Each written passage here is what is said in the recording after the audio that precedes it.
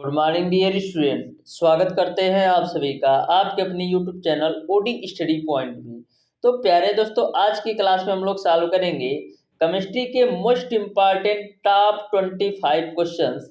Dear student, एक question ऐसे question है जो आपके पॉलिटेक्निक अथवा आईईआरटी एंट्रेंस एग्जाम में बार बार पूछे गए क्वेश्चन है।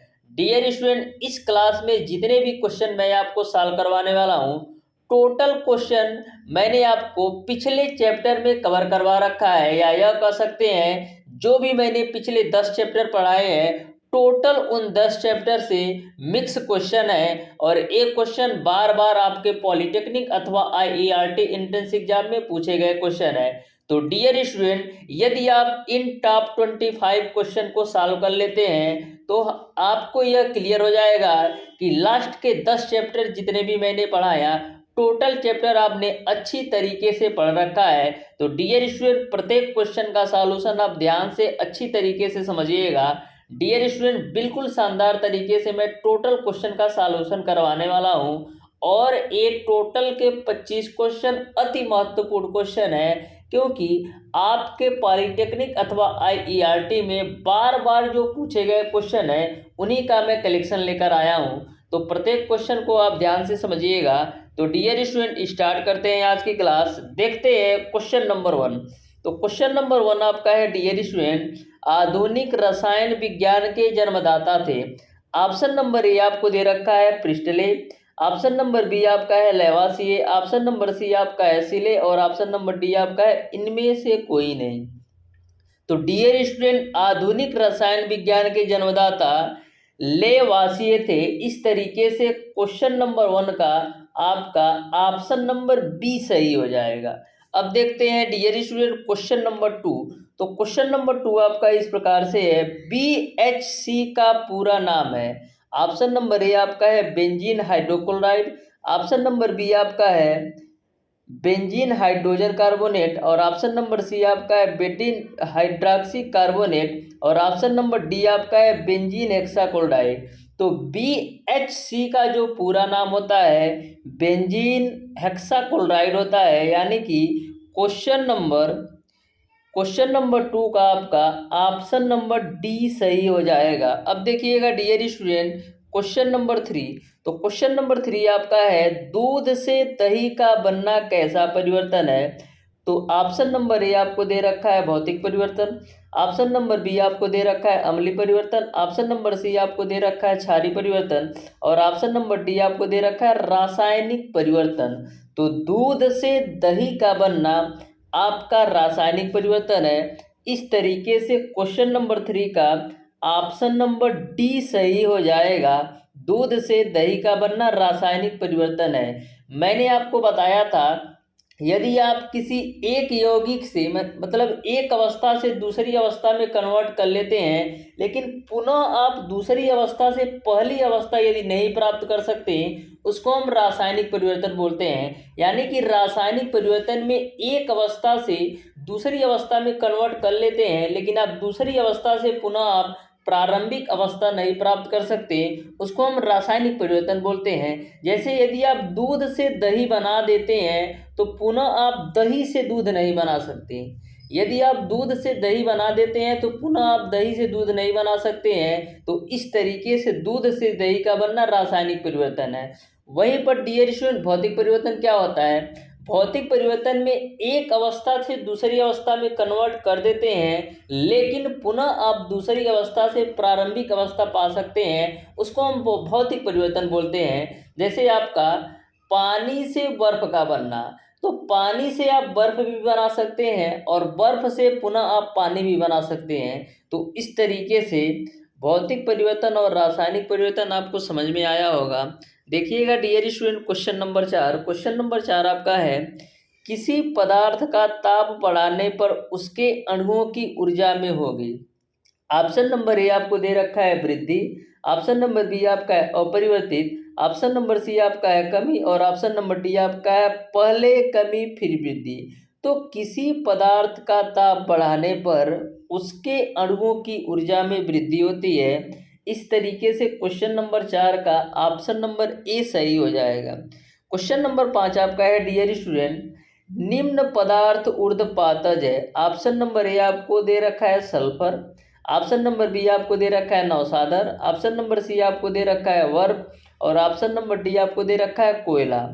तो जो आपका नौसादर होता है ये आपका ऊर्ध्वपातज का एग्जाम्पल है। इस तरीके से क्वेश्चन नंबर 5 का ऑप्शन नंबर बी सही हो जाएगा। वहीं पर डियर स्टूडेंट जो नौसादर का रासायनिक सूत्र होता है वो आपका होता है NaH4Cl।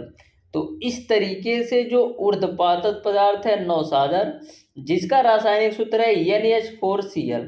वहीं पर डियर स्टूडेंट कपूर भी आपका एक ऊर्ध्वपातज का उदाहरण है, नेप्थलीन भी एक ऊर्ध्वपातज का उदाहरण है। तो तीनों बातें ध्यान में रखिएगा, कपूर, नौसादर और नेप्थलीन तीनों आपका ऊर्ध्वपातज का एग्जाम्पल है। नेक्स्ट क्वेश्चन आपका है डियर स्टूडेंट, स्थिर अनुपात के नियम का प्रतिपादन किया था। ऑप्शन नंबर ए आपका है डाल्टन ने, ऑप्शन नंबर बी आपका है प्राउस्ट ने, ऑप्शन नंबर सी आपका है रिक्टन ने और ऑप्शन नंबर डी आपका है गैलुसेक ने। तो स्थिर अनुपात के नियम का प्रतिपादन प्राउस्ट ने किया था। इस तरीके से क्वेश्चन नंबर 6 का ऑप्शन नंबर बी सही हो जाएगा। क्वेश्चन नंबर 7 आपका है डियर स्टूडेंट, रासायनिक समीकरण किस नियम के अनुसार संतुलित होती हैं। ऑप्शन नंबर ए आपका है गुणित अनुपात के नियम के अनुसार, ऑप्शन नंबर बी आपका है व्युत्क्रम अनुपात के नियम के अनुसार, ऑप्शन नंबर सी आपका है द्रव्यमान संरक्षण के नियम के अनुसार और ऑप्शन नंबर डी आपका है स्थिर अनुपात के नियम के अनुसार। तो रासायनिक समीकरण आपका द्रव्यमान संरक्षण के नियम के अनुसार संतुलित होती हैं। इस तरीके से क्वेश्चन नंबर 7 का ऑप्शन नंबर सी सही हो जाएगा। क्वेश्चन नंबर 8 आपका है डियर स्टूडेंट, परमाणु के नाभिक में होते हैं। ऑप्शन नंबर ए आपका है केवल प्रोटॉन, ऑप्शन नंबर बी आपका है प्रोटॉन तथा न्यूट्रॉन, ऑप्शन नंबर सी आपका है न्यूट्रॉन और ऑप्शन नंबर डी आपका है प्रोटॉन, न्यूट्रॉन तथा इलेक्ट्रॉन। तो परमाणु के नाभिक में प्रोटॉन और न्यूट्रॉन होते हैं। परमाणु के नाभिक में प्रोटॉन और न्यूट्रॉन होते हैं। इस तरीके से क्वेश्चन नंबर 8 का ऑप्शन नंबर बी हो जाएगा। जो आपका इलेक्ट्रॉन होता है नाभिक के चारों ओर चक्कर लगाता है, जो आपका इलेक्ट्रॉन होता है नाभिक के चारों ओर चक्कर लगाता है, लेकिन नाभिक के अंदर प्रोटॉन और न्यूट्रॉन होते हैं। क्वेश्चन नंबर 9 आपका है डियर स्टूडेंट, एक तत्व का परमाणु क्रमांक 19 तथा परमाणु भार 39 है, उसमें न्यूट्रॉनों की संख्या होगी। तो डियर स्टूडेंट मैंने आपको बताया था कि न्यूट्रॉनों की संख्या कैसे निकालते हैं। तो न्यूट्रॉनों की संख्या निकालने के लिए परमाणु भार में से आपको परमाणु क्रमांक घटा देना होता है। तो परमाणु भार दे रखा है 39, अब परमाणु क्रमांक आपको दे रखा है 19, तो 39 में से 19 घटाओगे तो 20 मिलेगा। इस तरीके से न्यूट्रॉनों की संख्या 20 होगी, यानी कि क्वेश्चन नंबर 9 का ऑप्शन नंबर बी सही हो जाएगा। क्वेश्चन नंबर 9 का ऑप्शन नंबर बी सही हो जाएगा। क्वेश्चन नंबर 10 आपका है डियर स्टूडेंट, कैल्शियम परमाणु में प्रोटॉनों, न्यूट्रॉन तथा इलेक्ट्रॉनों की संख्या का मान क्रमशः होता है। तो डियर स्टूडेंट कैल्शियम का जो परमाणु क्रमांक होता है 20 होता है और कैल्शियम का जो परमाणु भार होता है वो आपका होता है 40।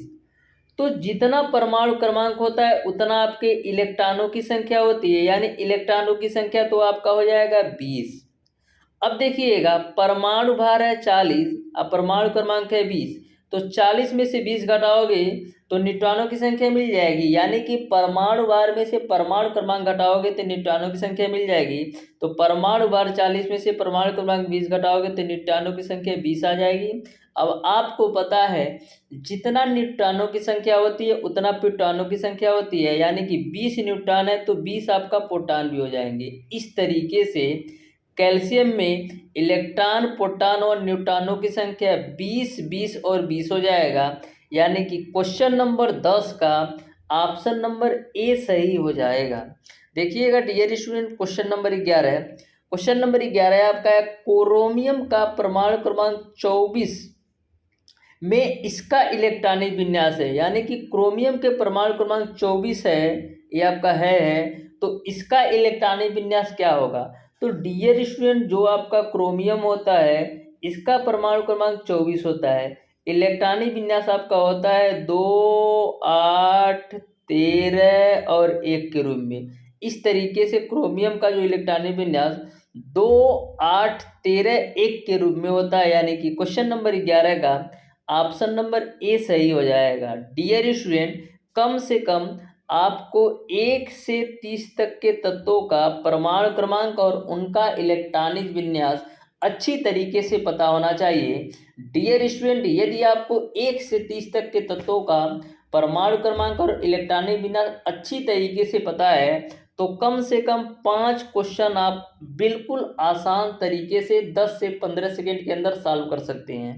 देखिएगा dear student, question number 12। Question number 12 आपको दे रखा है परमाणु का समस्त भार केंद्रित होता है।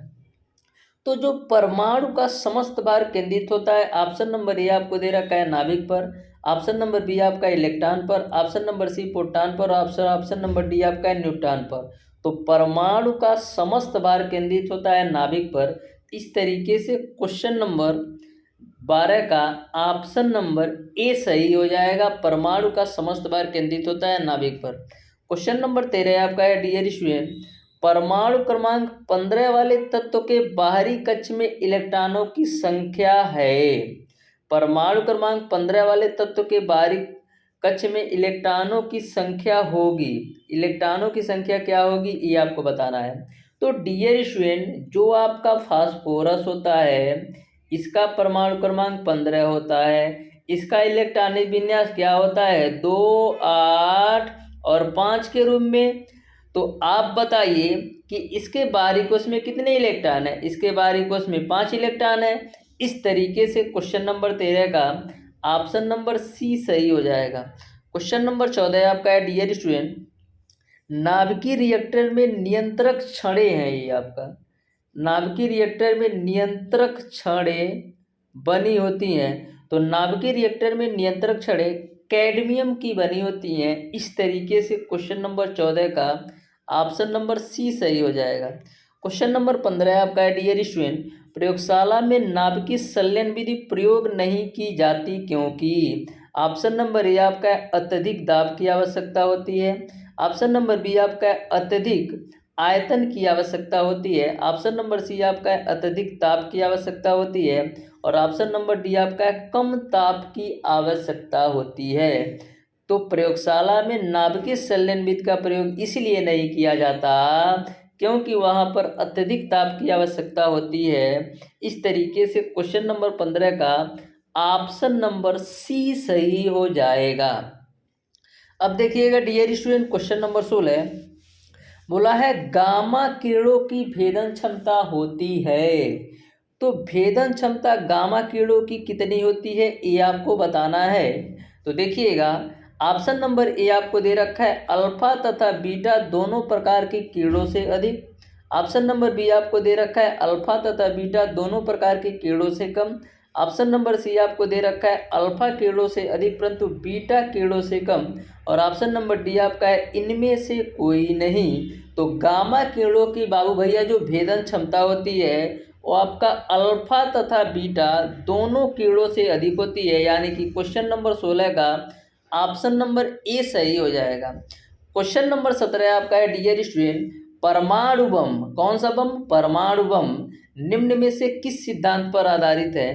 तो जो आपका परमाणु बम होता है वो आपका नाभिकीय विखंडन पर आधारित होता है, यानी कि क्वेश्चन नंबर 17 का ऑप्शन नंबर बी सही हो जाएगा। परमाणु बम नाभिकीय विखंडन पर आधारित होता है।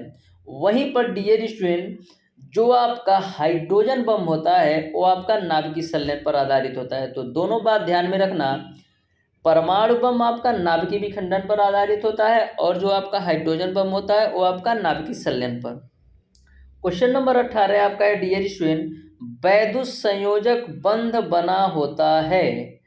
ऑप्शन नंबर ए आपका है विद्युत आवेशित अणुओं का, ऑप्शन नंबर बी आपका है उदासीन अणुओं का, ऑप्शन नंबर सी आपका है उदासीन परमाणुओं का, ऑप्शन नंबर डी आपका है विद्युत आवेशित परमाणु या समूहों का। तो जो आपका वैद्युत संयोजक बंध होता है विद्युत आवेशित परमाणुओं या समूहों का बना होता है, यानी कि क्वेश्चन नंबर 18 का ऑप्शन नंबर डी सही हो जाएगा। क्वेश्चन नंबर 19 है कि सोडियम क्लोराइड में बंद होता है, सोडियम क्लोराइड में कौन सा बंद होता है, ये आपसे पूछा गया है। तो डियर स्टूडेंट, आपको पता होना चाहिए कि सोडियम क्लोराइड में कौन सा बंद होता है। ऑप्शन नंबर ए आपका है सहसंयोजक बंध, ऑप्शन नंबर बी आपका है वैद्युत संयोजक बंध, ऑप्शन नंबर सी आपका है उप सहसंयोजक बंध और ऑप्शन नंबर डी आपका है इनमें से कोई नहीं। तो डियर स्टूडेंट, जो आपका सोडियम क्लोराइड होता है, जो आपका सोडियम क्लोराइड होता है उसका रासायनिक सूत्र बाबू भैया NaCl होता है। तो जो सोडियम क्लोराइड होता है इसमें Na पर तो आपका प्लस होता है और Cl पर आपका माइनस होता है। तो मैंने आपको बताया था कि विद्युत आवेशों के द्वारा दो बंध बनता है। देखो यहाँ पर प्लस चार्ज है Na पर और क्लोरीन पर माइनस चार्ज है। तो आवेशों के द्वारा जो बंध बनता है वहाँ पर वैद्युत संयोजी बंध बनता है। इस तरीके से क्वेश्चन नंबर 19 का ऑप्शन नंबर बी सही हो जाएगा। क्वेश्चन नंबर 20 आपका है डियर स्टूडेंट, हाइड्रोजन के यौगिक में प्रयोग होते हैं। तो डियर स्टूडेंट, जो आपका हाइड्रोजन का यौगिक होता है उसमें कौन सा प्रयोग होता है, सहसंयोजक बंध बनता है कि वैद्युत संयोजक बंध बनता है कि उप सहसंयोजक बंध बनता है कि इनमें से कोई नहीं। तो जो हाइड्रोजन के यौगिक होते हैं उसमें प्रायः सहसंयोजक बंध बनता है, यानी कि क्वेश्चन नंबर 20 का आपका ऑप्शन नंबर ए सही हो जाएगा। जैसे CH4 हो गया, जैसे आपका डियर स्टूडेंट CH4 हो गया, इसमें भी आपका सहसंयोजक बंध बनता है। यानी कि हाइड्रोजन के यौगिक में मैक्सिमम आप देखेंगे कि सहसंयोजक बंध बनता है। इस तरीके से क्वेश्चन नंबर 20 का ऑप्शन नंबर ए सही हो जाएगा। क्वेश्चन नंबर 21 आपका है डियर स्टूडेंट, कार्बोनेट मूलक पर आवेश होता है। ऑप्शन नंबर ए आपका है -1, ऑप्शन नंबर बी आपका है +1, ऑप्शन नंबर सी आपका है -2 और ऑप्शन नंबर डी आपका है +2। तो कार्बोनेट मूलक पर आवेश तब बताओगे जब तुमको कार्बोनेट मूलक का रासायनिक सूत्र पता होगा। तो कार्बोनेट मूलक का जो रासायनिक सूत्र होता है वो आपका CO3 पर -2 होता है।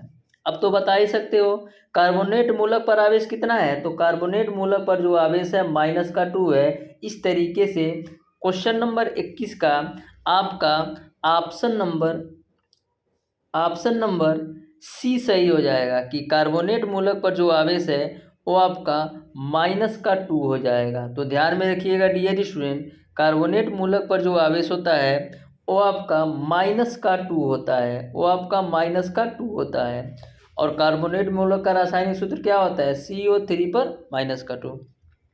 क्वेश्चन नंबर 22 आपका है डियर स्टूडेंट, निम्न में से सल्फ्यूरिक अम्ल का अणुभार होगा। तो भैया सल्फ्यूरिक अम्ल का अणुभार कब आप बता सकते हैं, जब आपको सल्फ्यूरिक अम्ल का रासायनिक सूत्र पता हो। अब सल्फ्यूरिक अम्ल का रासायनिक सूत्र क्या होता है, सल्फ्यूरिक अम्ल का रासायनिक सूत्र होता है H2SO4। तो देखो 2 भाग हाइड्रोजन है तो 2 गुणे हाइड्रोजन का परमाणु भार कितना होता है, एक तो एक ले लिया। सल्फर है, सल्फर का परमाणु भार कितना होता है 32। क्यों, क्योंकि इसका परमाणु क्रमांक 16 होता है। 4 भाग ऑक्सीजन है तो 4 गुणे ऑक्सीजन का परमाणु भार कितना होता है 16। अब इसी को हल कर लो तो यहाँ से 2 मिलेगा, यहाँ से 32 मिलेगा और यहाँ से आपको 64 मिलेगा। तो 64 और 32 जोड़ोगे कितना होगा 96 और 96 में 2 जोड़ोगे कितना होगा 98। इस तरीके से सल्फ्यूरिक अम्ल का जो अणुभार होगा वो आपका 98 हो जाएगा। यानी कि क्वेश्चन नंबर 22 का ऑप्शन नंबर बी सही हो जाएगा। क्वेश्चन नंबर 23 आपका है डियर स्टूडेंट, अभिक्रिया के वेग में कमी लाने वाले पदार्थ को कहते हैं।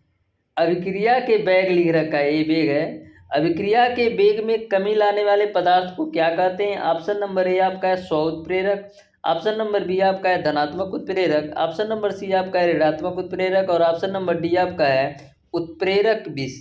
तो अभिक्रिया के वेग में कमी लाने वाले पदार्थ को हम ऋणात्मक उत्प्रेरक कहते हैं। यानी कि क्वेश्चन नंबर 23 का ऑप्शन नंबर सी सही हो जाएगा। क्वेश्चन नंबर 24 है आपका डियर स्टूडेंट, सूचक वे पदार्थ हैं जो, ऑप्शन नंबर ए आपका है अम्ल के साथ रंग देते हैं, ऑप्शन नंबर बी आपका है क्षारक के साथ रंग देते हैं, ऑप्शन नंबर सी आपका है अम्ल तथा क्षारक दोनों के साथ रंग देते हैं और ऑप्शन नंबर डी आपका है अम्ल तथा क्षार के साथ भिन्न भिन्न रंग देते हैं। तो डियर स्टूडेंट, सूचक वे पदार्थ होते हैं जो अम्ल व क्षार के साथ भिन्न भिन्न रंग देते हैं। यानी कि क्वेश्चन नंबर 24 का ऑप्शन नंबर डी सही हो जाएगा। ऑप्शन नंबर डी सही हो जाएगा। जो आपका क्वेश्चन नंबर 25 है वो आपका इस प्रकार से है, अम्ल एक यौगिक है जो, ऑप्शन नंबर ए आपका इलेक्ट्रॉन का त्याग करता है, ऑप्शन नंबर बी आपका है प्रोटॉन देता है, ऑप्शन नंबर सी आपका है प्रोटॉन से संयोग करता है, और ऑप्शन नंबर डी आपका है इनमें से कोई नहीं है। तो जो आपका क्वेश्चन नंबर 25 है बाबू, इस क्वेश्चन का सॉल्यूशन आप लोग करके बताइएगा कि क्वेश्चन नंबर 25 का आपका कौन सा आंसर सही होगा। तो इसका आंसर आप लोग कमेंट बॉक्स में कमेंट करके जरूर बताइएगा। तो प्यारे दोस्तों, आज की क्लास आपको कैसी लगी? यदि वीडियो पसंद आया तो डियर स्टूडेंट वीडियो को जरूर लाइक कर देना। यदि आपको वीडियो नहीं पसंद आया तो डिसलाइक भी कर सकते हैं, लेकिन डिसलाइक करने के साथ साथ आप कमेंट बॉक्स में कमेंट करके ज़रूर बता दीजिएगा कि कहाँ पर आपको कौन सी प्रॉब्लम है, उस प्रॉब्लम को मैं दूर करने का प्रयास करूँगा। तो डियर स्टूडेंट, हमारी आपसे रिक्वेस्ट है कि यदि वीडियो पसंद आया तो वीडियो को लाइक, और ना पसंद आया तो डिसलाइक के साथ आप कमेंट बॉक्स में अपनी राय जरूर दीजिएगा।